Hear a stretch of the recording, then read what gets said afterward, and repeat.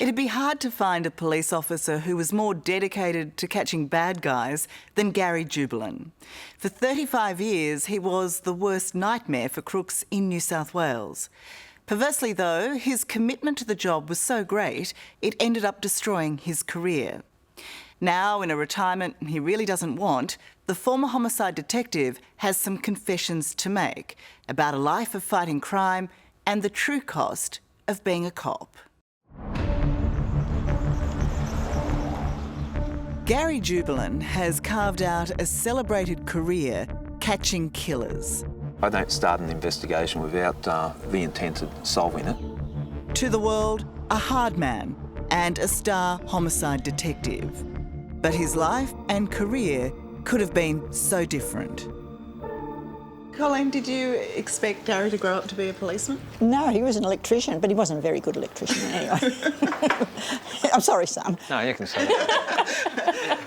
We've scored a rare invitation into the private life of Gary Jubelin. Morning tea with his mum, Colleen, who's brought out the good crockery reserved only for special guests. Yes, this is how we always spend our time, having tea from the Royal Dalton. Oh, we do have morning teas like this, be honest. And his children, Jake and Gemma, and Gemma's 2-year-old son, Zion, clearly Gary's first grandson. Being a granddad, it's scary, but you see this little guy and he just does your head in. As a child, it was Gary who was a handful. And as a teenager, even more trouble, running with the wrong crowd. Anyway, he did do some naughty things. You did do some naughty things? Yeah, he did do some naughty things. I mean, we can laugh about it now, and I know you were very young then, but you were hanging out with some kids, and it seemed you could have taken a different path pretty easily. Most definitely, I think there's that sliding door moment where you could go different ways, and like a moth attracted to the lights. It was something, I liked, doing the risky stuff and all that. And I think that's why I've got empathy with a lot of people I deal with in the cops, like the crooks or bikies or whatever, because I understand where they come from. Could you have gone down that path? Could you have become a bikie, do you reckon? A drug dealer? Don't know about drug dealer, bikie. I'd give myself a shot at that. I don't know. I could have, if I put my mind to anything.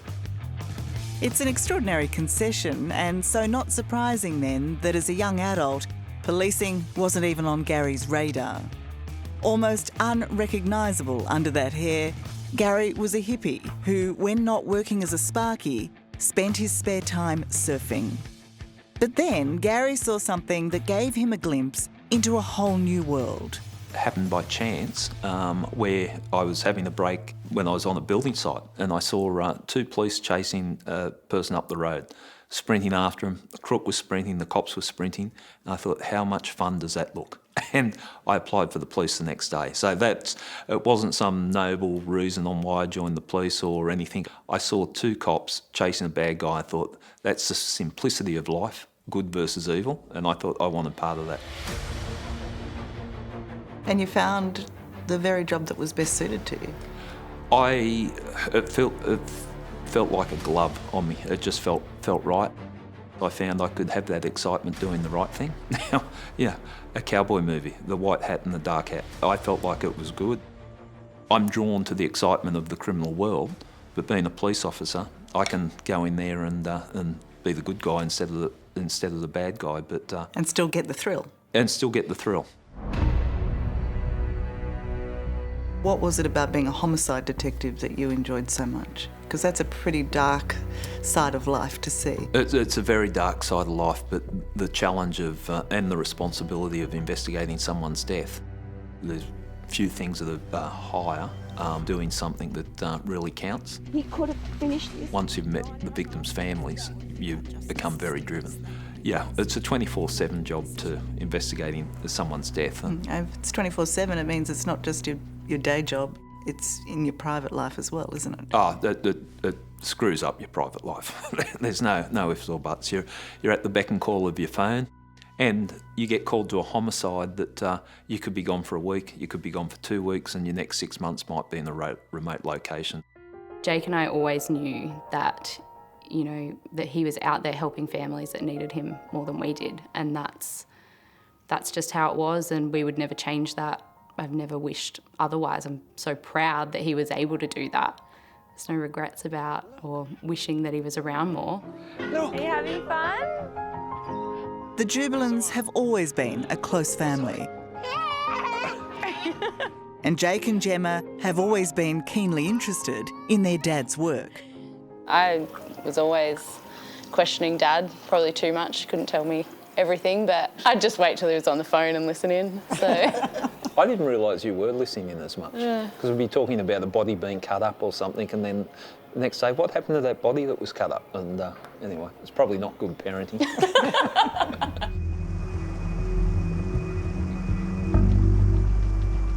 Gemma was just 7 when, in 2001, her dad started investigating the gruesome discovery of a body hacked into 8 pieces when it floated to the surface here on the tranquil Hastings River in northern New South Wales. When you're talking about a human body being cut up and placed in plastic bags, it was horrendous.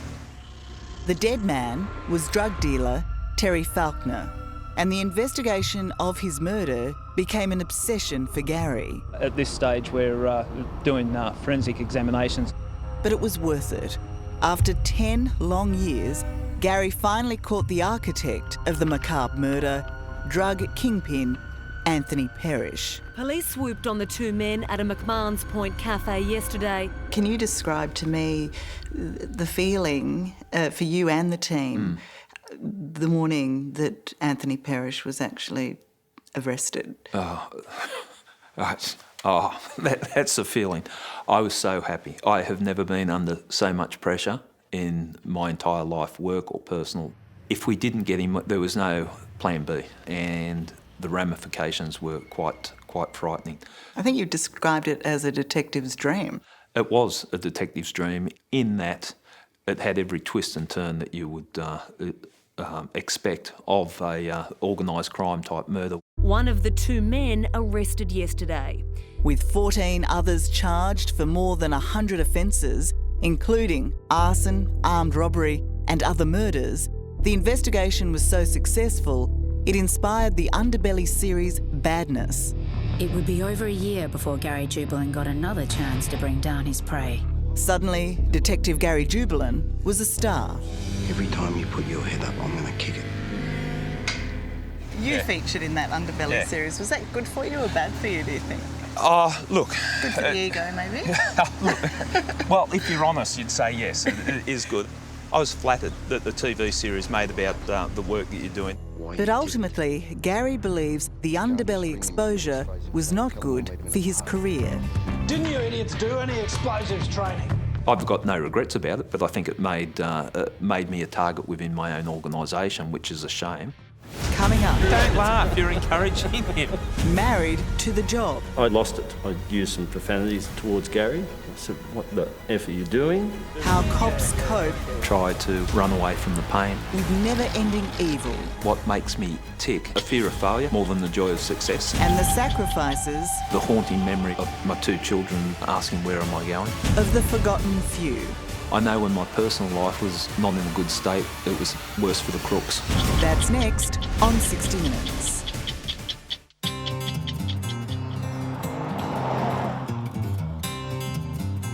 Doing something? You unravelled it. No, I didn't. You would have organised it. There's no way on this God's earth you would have organised it. I organised. I said I would have it been. was. Plain. Former homicide detectives Gary Jubelin and Jason Evers spent 10 years together as partners in crime fighting. Much of it cooped up in their mobile office, chasing down crims all over the country. Some days, it was just too much. I was driving and you were asleep or whatever in the car. So I got out and I walked off from the car and just enjoyed the silence. I was standing there enjoying the peace, and then dickhead winds the window down, starts yelling. Well, listen to you. I lost it and I used some profanities towards Gary. I said, what the F are you doing? Can you get back in the car? I'm sick of this. And he said, what did you say? I'm listening to the silence. And that set me off then. That was enough for me. Get back in this effing car and drive like a normal person so I can get that F away from you. And you were angry. Don't laugh, you're encouraging him. You're not driving. The driver wears the sun. She's not even driving it to where the sun is. Their laughter and their friendship saw them get through the tragedy and darkness of murder. The distraught relatives of 3 young cousins. But the case that has scarred them deeply is the unsolved deaths of 3 Aboriginal children from 3 different families in Bowraville 30 years ago. Well, somebody's got to pay for it. Somebody has to pay for it. Did you ever imagine that all these years later that you'd be talking about it, still feeling the way you feel about it? I always knew that it would never leave us. If that was a white child 4, white boy, white girl at 16, do you reckon the world would have been paying attention? That, there would have been no stone left unturned. And the community, they were hurting, and we were trying to help them with their pain.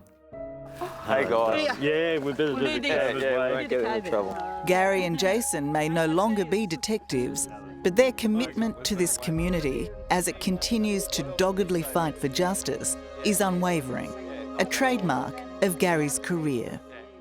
I don't give up. If we delve in the deep, what makes me tick? A fear of failure more than the joy of success. As he painfully reveals in his new autobiography, Gary did have to admit failure when it came to his personal relationships. 2 broken marriages seemed to be the cost of terrible stress and little time at home.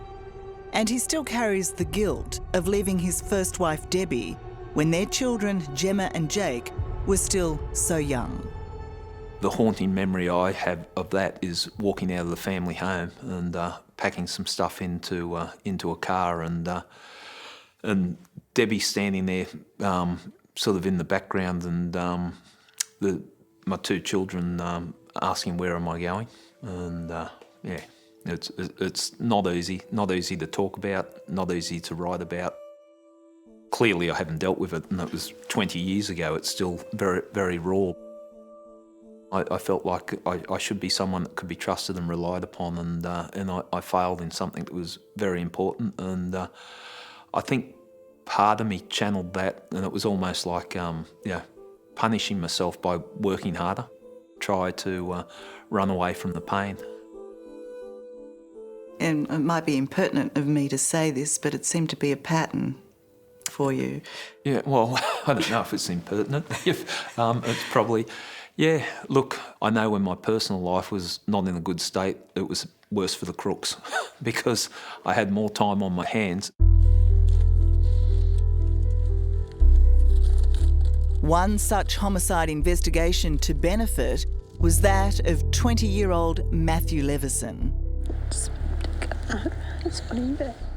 First hand seen Gary at our crime scene.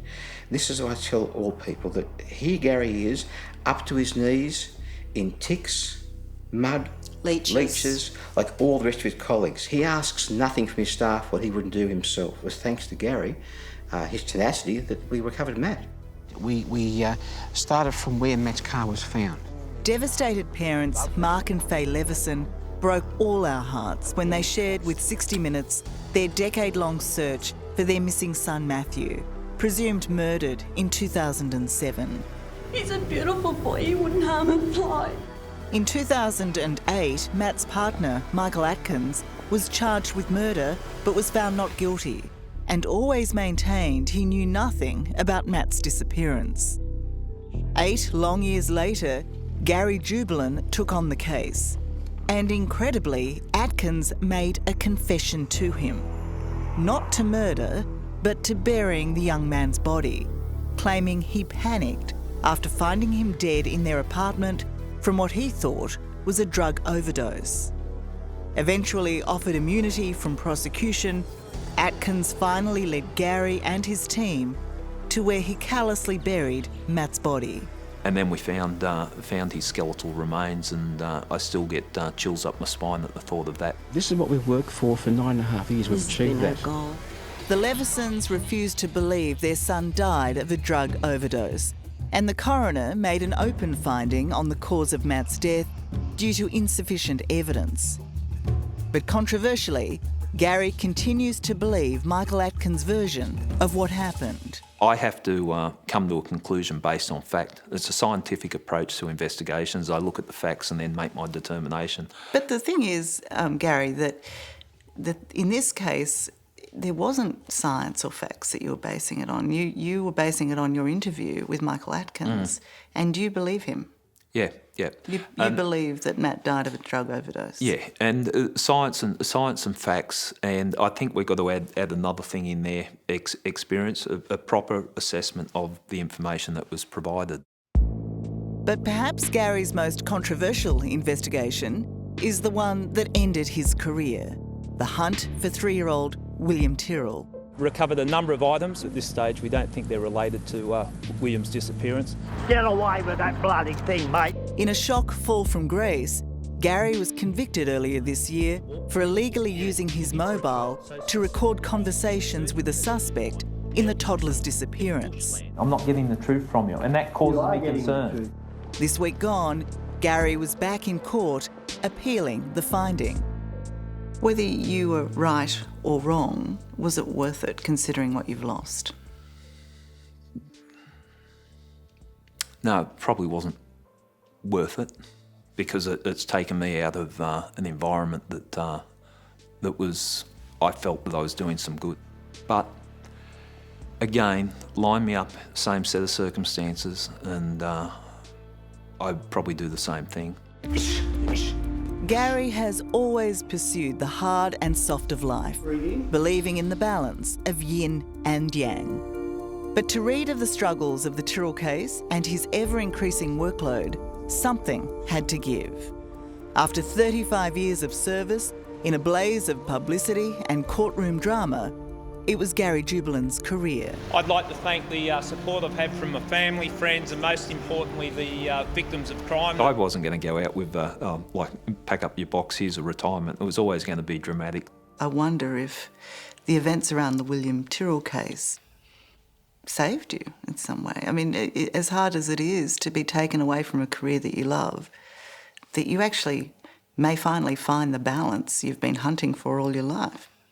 On my quiet moments of reflection, I think you're probably right. Like, it was, something needed to give. And but I don't know. I would have preferred me to be broken rather than me to be taken away. He's been knocked down in the most humiliating way, but Gary Jubelin defies defeat. He now writes about crime instead of fighting it, and after losing his career, Gary admits he's had to rethink the most fundamental things. But he's also rediscovered who he really is. In your book, you question yourself. You question whether you are the tough guy or if it's just your reputation. You question whether you're a coward or not. Yeah. What have you decided? What have you resolved? Oh, well, even if I'm a coward, I'm not going to show it, because I'm by no means a coward. And I look you straight in the eye and say, I'm not a coward. And I will stand up and I'll take my knocks if I need to take my knocks. If I was asked, where would I prefer to be?